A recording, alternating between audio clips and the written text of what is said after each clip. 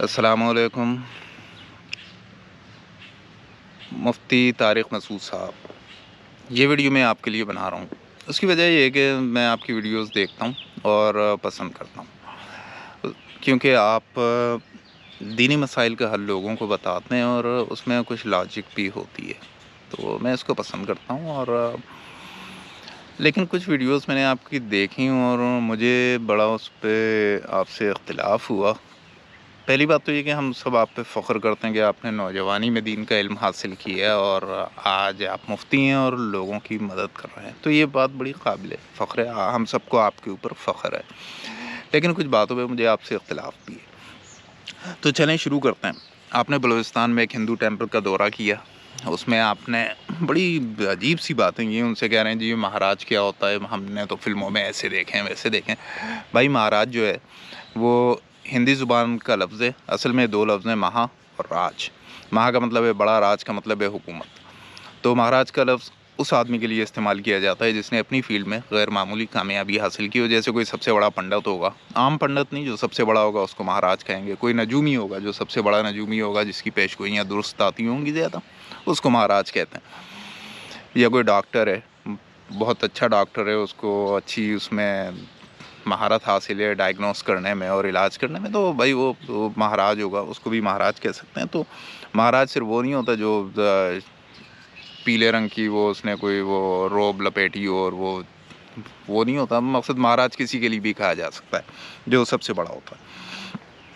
تو پھر آپ نے پوچھا کہ جی وہ کالی ماتا کیا ہوتی ہے۔ بھائی ہندو مذہب کے اندر ہر چیز کا دیوتا مختلف ہوتا ہے، جیسے دولت کی جو دیوی ہے وہ لکشمی ہوتی ہے، تو کاروباری جو حضرات ہیں وہ لکشمی دیوی کی پوجا کرتے ہیں تاکہ ان کا کاروبار چلتا رہے اور ان کے پاس دولت آتی رہے۔ اسی طرح کالی ماتا جو ہے وہ موت کی دیوی ہے، اور اس کے فالوورز جو ہے وہ اس کو خوش کرنے کے لیے اس کی پوجا کرتے ہیں کہ ایسا نہ ہو کہ وہ کالی ماتا ناراض ہو جائے اور ان کا کریا کرم ہو جائے، سمجھے نا۔ پھر آپ نے کہا کہ یہ ہندو جو ہے یہ کالے ہوتے ہیں، یہ بڑی عجیب سی بات آپ نے کہی، کیونکہ انڈیا میں اس وقت دنیا میں سب سے زیادہ ڈائیورسٹی انڈیا میں ہے، سب سے زیادہ مختلف طرح کے لوگ انڈیا میں رہتے ہیں، مختلف زبانیں بولنے والے۔ اگر آپ انڈیا اور چائنا کی سرحد کے علاقوں میں چلے جائیں تو وہاں پہ آپ کو جو انڈین ہندو ملیں گے وہ سارے چائنیز کی طرح لگتے ہیں۔ پھر اگر آپ انڈیا اور برما کے سرحد کے علاقوں میں چلے جائیں تو وہاں رہنے والے جو انڈین ہندو ہیں وہ برمی لگتے ہیں۔ تو انڈیا کے مختلف علاقوں میں مختلف طرح کے لوگ رہنے والے ہوتے ہیں، اور اس میں ہر رنگ اور نسل کے لوگ اس میں آپ کو مل جائیں گے۔ بلکہ کشمیری جو پنڈت ہیں ان کی فیملیز تو آپ دیکھیں تو آپ حیران ہو جائیں گے۔ وہ تو مقصد وہ تو کشمیری پنڈت تو مشہور ہوتے ہیں اپنے خوبصورتی کی وجہ سے، اور جو آپ کے ہم مسلک طالبان جو خودکش بمبار تیار کرتے ہیں نا، ان کو موٹیویٹ کرنے کے لیے وہ انڈین اداکاروں کی تصویریں استعمال کرتے ہیں، اور وہ اداکاریں بھی ساری ہندو ہیں۔ تو ان باتوں کا ذرا خیال رکھا کریں کہ آپ کیا کہہ رہے ہیں اور کس طریقے سے پھر آپ بات کر رہے ہیں۔ یہ مقصد اس طرح کی گفتگو جو ہے نا، ایک مفتی کے شایان شان نہیں ہے، یہ زیب نہیں دیتا آپ کو اس طرح کی باتیں کرنا۔ پھر آپ نے اس کو اپنے ہندو میزبان کو آپ نے دعوت دی اسلام کی اس طرح کہ جی آپ مذہب کا مطالعہ کریں تاکہ پتہ چلے کون سا مذہب بہتر ہے۔ وہ تو شاید آداب میزبانی کی وجہ سے چپ رہا، کوئی شریف النفس آدمی تھا، ورنہ وہ یہ کہہ سکتا تھا کہ بھئی آپ مجھے تو کہہ رہے ہیں کہ کیا آپ نے ہندو مذہب کا مطالعہ کیا ہے؟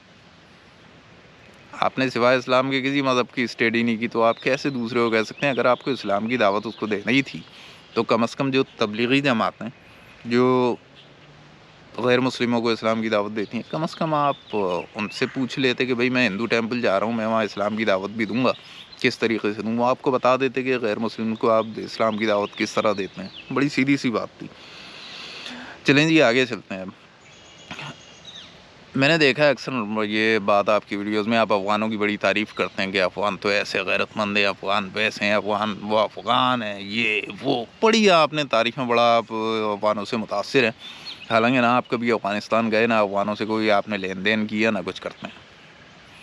مفتی صاحب وہ جو افغان دہشت گرد اور مزاحمت کار جو بھی ان کو نام لے لیں، پاکستان میں وہ مشہور ہوئے افغان مجاہدین کے نام سے، رشین آرمی سے لڑے، جب رشین آرمی چھوڑ گئی افغانستان تو انہوں نے افغان عوام پہ جو ظلم اور زیادتیاں کی ہیں اس کا کوئی مقصد مثال ملنا مشکل ہے۔ ان کے رد عمل کے طور پہ یہ طالبان بنے تھے، سمجھے نا آپ، وہ کوئی اور ان افغان مجاہدین کو آپ نے ملایا غزوہ بدر اور غزوہ خندق کے مجاہدین سے، انہوں نے جو کچھ کیا بس وہ بیان سے باہر ہے۔ پھر اس کا رد عمل تھا جو یہ آج کے طالبان ہیں۔ آپ ان طالبان کو کہتے ہیں کہ جی یہ اسلام کے مجاہد ہیں اور ان کی فتح اسلام کا معجزہ ہے، ایسا کچھ بھی نہیں ہے۔ اس جنگ میں بھی جو پہلے رشنس کے ساتھ ہوئی اور اس جنگ میں بھی جو مغربی اقوام کے ساتھ ہوئی، سب سے زیادہ پیسہ منشیات کا استعمال کیا گیا تھا۔ اور یہ جو طالبان کی حقیقت ہے نا فتح کی، یہ اس کے لیے میں نے ایک ویڈیو بنا کے اپلوڈ کر دی تھی کہ پچھلے سال وہ ساری حقیقت میں نے بتائی تھی تفصیل کے ساتھ۔ میں وہ دو ویڈیو کلپ میں افغانی ہے جو ہمیشہ پاکستان کو گالیاں دیتا ہے، اس کو ہی میں نے جواب دیا تھا۔ دونوں ویڈیو کلپ میں ڈسکرپشن میں دے رہا ہوں، برائے مہربانی انہیں دیکھ لیجیے گا۔ آپ کو بہت ساری حقائق کا، بہت ساری چیزوں کے بارے میں آپ کو کچھ بھی نہیں پتہ، وہ آپ کو پتہ چل جائے گا کہ افغان قوم کیا۔ بلکہ میں آپ کو ایک بات یہ بتا دوں کہ پاکستانیوں سے سب سے زیادہ دنیا میں کوئی قوم نفرت کرتی ہے نا تو وہ افغان ہے۔ تو چلے آگے چلتے ہیں۔ ایک بات اور میں نے آپ کی یہ دیکھی ہے جس سے مجھے شدید اختلاف ہے کہ تب مولانا طارق جمیل بھی آپ کے ساتھ ہیں بائی دا وے۔ آپ عمران خان کی بڑی تعریف کرتے ہیں، عمران خان دیس، عمران خان ڈیڈ، وہ ایسی اس کی تعریف میں زمین آسمان کے قلابے آپ ملاتے ہیں کہ بس میں بیان سے باہر ہے۔ میں آپ کو ایک بات بتانا چاہتا ہوں کہ یہ بات مجھے کیوں یاد آئی۔ آج بھی پنجاب کے دیہاتوں میں یہ ایک رواج عام ہے کہ جب کسی کے گھر میں شادی ہوتی ہے نا تو میراثی آ جاتے ہیں، وہ میراثی دولہا کی ایسی تعریفیں کرتے ہیں کہ بس آپ سمجھ لیں ایسا لگتا ہے جیسے صرف دولہا ہی مرد ہے اس دنیا میں، اس کے دولہا کے علاوہ کوئی مرد ہی نہیں ہے۔ ظاہر ہے جھوٹی تعریفیں سن کے دولہا بھی خوش ہو جاتا ہے، اس کے گھر والے بھی خوش ہو جاتے ہیں، ان میراثیوں کو کچھ پیسے مل جاتے ہیں۔ تو جس طریقے سے آپ اور مولانا طارق جمیل اس کی اپنے کیا نام ہے عمران خان کی تعریفیں کرتے ہیں نا، تو مجھے یاد دلا دیا آپ لوگوں کی یہ ویڈیوز دیکھ کے کہ یہ میراثیوں کو والا کام کر رہے ہیں۔ میں اب آپ کو میراثی نہیں کہہ رہا، نہ کہنا چاہتا ہوں، نہ طارق جمیل کو، لیکن یہ کام میراثیوں والا ہی ہے جو علماء کرام کو زیب نہیں دیتا کسی طرح بھی۔ مولانا طارق جمیل صاحب دعا کر رہے ہیں، رمضان میں ایک پروگرام میں عمران خان نے انہیں بلایا تو مولانا طارق جمیل صاحب دعا کر رہے ہیں، یا اللہ ہمیں شب معراج نہیں چاہیے، آج ہمیں عمران خان دے دے۔ کیا عمران خان، کیا اس کی حیثیت، کیا اس کا کردار۔ پچھلے 50 سالوں میں جتنے بھی حکمران پاکستان میں ہیں سب سے بد کردار آدمی عمران خان ہے۔ اور میں یہ بھی آپ کو بتا دوں کہ مجھے اس بات پہ بالکل حیرت نہیں ہوگی کہ وہ دوبارہ وزیر اعظم بن جائے۔ اس کی وجہ یہ ہے کہ پاکستان میں جو جتنا بڑا 2 نمبری ہے وہ اتنی زیادہ ترقی کرتا ہے۔ اور چلیں اب آگے چلتے، ایک اور بات آپ کی مجھے شدید اختلاف ہے۔ آپ یہ چورن بیچتے رہتے ہیں کہ حکمران کی اطاعت کرو، اس کی اطاعت نہیں، چاہے وہ غلطی کیوں نہ ہو، اگر اس کی اطاعت نہیں کرو گے تو معاشرے میں انتشار پھیل جائے گا اور یہ ہو جائے گا، وہ ہو جائے گا۔ اکبر بادشاہ تھا، اس نے مغلیہ سلطنت میں سب سے بڑی سلطنت اکبر بادشاہ کی تھی جو سب سے زیادہ علاقوں میں پھیلی ہوئی تھی، اسی لیے اس کو اکبر اعظم بھی کہتے ہیں۔ اس نے سارے مذاہب کو، ہندو، جین، بدھ، کرسچن، مسلم، سکھ، اس نے ان سارے مذاہب کو جمع کر کے ایک دین الہی بنا دیا۔ اس نے ان کی عبادت گاہیں بھی بنائیں اور وہاں عبادت بھی شروع ہو گئی۔ اور ظاہر ہے کہ اس میں سب سے بڑا حصہ جو تھا وہ مسلمان علماء کرام کا تھا جو اس کے دربار میں تھے۔ ان کی مرضی سے، ان کی تائید سے، ان کی مدد سے وہ یہ کام کرنے میں کامیاب ہوا۔ آئیڈیا اس کا تھا، دین الہی جو سارے مذاہب کو ملا کے ایک نیا دین بنا دیا اس نے۔ اس وقت کچھ مذہبی علماء کرام ہمارے ایسے تھے جنہوں نے مخالفت کی اکبر کی کہ بالکل غلط کر رہا ہے اور اسلام میں ایسی کوئی گنجائش نہیں ہے اور جو کچھ یہ کر رہا ہے غلط ہے، اسلام کے خلاف ہے، اور اس کی انہوں نے سزا بھی بھگتی، جیل بھی گئے۔ ظاہر ہے بادشاہ کی مخالفت کریں گے تو جیل ہی جائیں گے۔ تو وہ جو علماء کرام جو اس کے درباری تھے وہ یہی چورن بیچتے تھے جو آپ بیچ رہے ہیں آج کے حکمران کی اطاعت کرو چاہے غلطی کیوں نہ ہو. یہ وہ چورن اس وقت بھی بیچتے تھے اور وہی چورن آپ بھی بیچ رہے ہیں.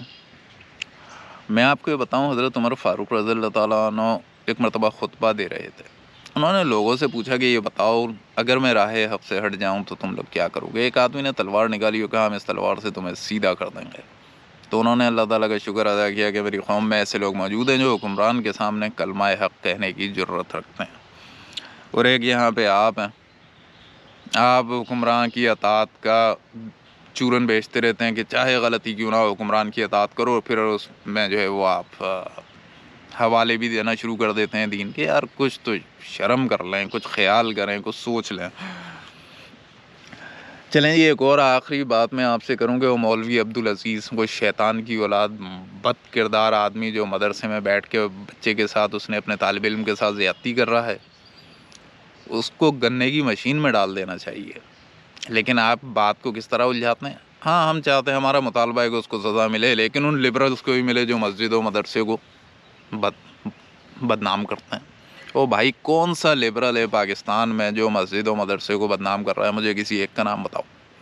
لبرل تو کہتے ہیں کہ ان مساجد و مدارس میں جو بچے پڑھتے ہیں ان کو کوئی ٹیکنیکل ہنر سکھایا جائے تاکہ وہ جب اپنی تعلیم ختم کریں تو وہ معاشرے میں اپنی روزی کما سکیں، باعزت روزگار ہو، کوئی ویلڈر ہو، کوئی کارپینٹر ہو، کوئی الیکٹریشین ہو. اس طرح کی اسکلز ان کو مدارس میں دوران تعلیم سکھائی جانا چاہیے، کیونکہ سب کو تو مدارس میں جاب نہیں ملتی، سب کو مساجد میں جاب نہیں ملتی. تو وہ کیا کریں گے اب جب وہ تعلیم ختم کریں گے؟ تو ان کے پاس روزگار حاصل کرنے کے لیے وہ کیا ہوگا؟ ان کے پاس کچھ بھی نہیں ہوگا. تو لبرلز کا کہنا یہ ہے کہ بھائی آپ ان کو کچھ سکھائیں. مساجد کو لبرل بدنام نہیں کر رہے، مدارس کو بدنام آپ جیسے تو نہیں، لیکن یہ مولوی جو عبدالعزیز لاہور والا اس جیسے لوگ کرتے ہیں. اور میں آپ کو ایک بات بتا دوں، میری بات کا یقین کرنے کی ضرورت نہیں ہے. آپ کراچی سے لے کے پشاور تک جتنے ہی بڑے مدارس ہیں ان کے متعلقہ تھانوں میں چلے جائیں، پولیس والوں سے پوچھ لیں گے مدارس کے مولویوں کے کیا کردار ہیں. وہ آپ کو ایسی ایسی کہانیاں سنائیں گے کہ آپ کو یقین نہیں آئے گا. پولیس والوں کو پتہ ہوتا ہے، لیکن ان کو پتہ ہوتا ہے، شکایتیں بھی ان کے پاس آتی ہیں، لیکن وہ کرتے کچھ نہیں ہے، کیونکہ پولیس کو جب تک پیسے نہ ملیں اس کا کوئی انٹرسٹ نہیں ہوتا کوئی کام کرنے میں. مدارس کے جو بچے ہوتے ہیں وہ اتنے غریب گھرانوں سے آتے ہیں کہ ماں باپ تو انہیں سرکاری اسکولوں میں بھیجنا افورڈ نہیں کر سکتے، تو وہ مدارس میں ڈالتے ہیں. وہ پولیس کو پیسے کیا دیں گے جب بچے کے ساتھ زیادتی ہوگی؟ تو سب سے زیادہ پاکستان میں بچوں کے ساتھ زیادتیوں کے کیس مدارس میں ہوتے ہیں. پولیس والوں سے پوچھ لیجیے گا، آپ کو پتہ چل جائے گا. آخری بات میں آپ سے یہ کرنا چاہتا ہوں، اس کے بعد پھر میں اس ویڈیو کا خاتمہ کرتا ہوں. آپ نے اور انجینئر علی مرزا نے جو تماشا لگایا نا کہ مناظرے کا اور یہ اور وہ، آپ کے کون بڑا مولوی ہے کون ٹھیک ہے، یہ بالکل ایسا ہی ہے، بالکل ایسا ہی ہے جیسا بغداد شہر کے باہر تاتاری کھڑے تھے. وہ آ چکے تھے بغداد شہر کے باہر، اور وہاں کے جو علماء کرام تھے ان میں یہی مقابلہ ہوتا تھا کہ تو بڑا مولوی ہے کہ میں بڑا ہوں.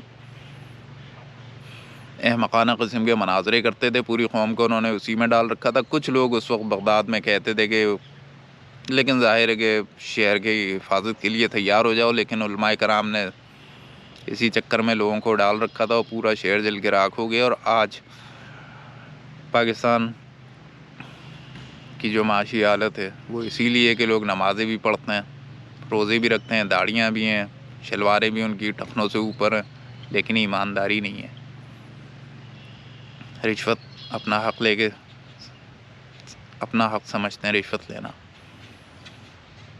پاکستان آج معاشی تباہی کے دہانے پہ کھڑا ہے کیونکہ لوگوں کی کردار سازی نہیں ہے. اسلام صرف ہمارے داڑھی رکھنے کی حد تک رہ گیا ہے اور شلوار ٹخنوں سے اوپر کرنے کی حد تک. سب سے زیادہ بدعنوانی ہمیں رمضان کے مہینے میں دیکھنے میں آتی ہے. تو لوگوں کی کردار سازی پہ توجہ دیں. آپ لوگوں نے اسلام کو محدود کر دیا داڑھی رکھنے کی حد تک اور نماز پڑھنے کی حد تک. اسلام ہمارے کردار میں کبھی نہیں آیا، اسی لیے ہماری مساجد و مدارس میں بچوں کے ساتھ سب سے زیادہ زیادتیاں ہوتی ہیں. بلکہ میں یہ بھی آپ کو ایک بتا دوں، بات یہ دیکھ لیجئے گا، اپنا تجربہ کر لیجئے گا. پاکستان میں جس آدمی کی شلوار ٹخروں سے اوپر ہو، ہاتھ میں لمبی سفید رنگ کی تسبیح اور داڑھی ہو، وہ یا تو منشیات فروش ہوگا یا سود پہ پیسہ ادھار دینے کا کام کرتا ہوگا۔ تو اس ویڈیو کا اختتام کرتا ہوں۔ آپ سب کا یہ ویڈیو دیکھنے کا شکریہ، اور اگر آپ میری بات سے اختلاف کریں تو بھی آپ کا حق ہے، اختلاف کریں تو بھی آپ کا حق ہے۔ اجازت چاہتا ہوں۔ اللہ حافظ۔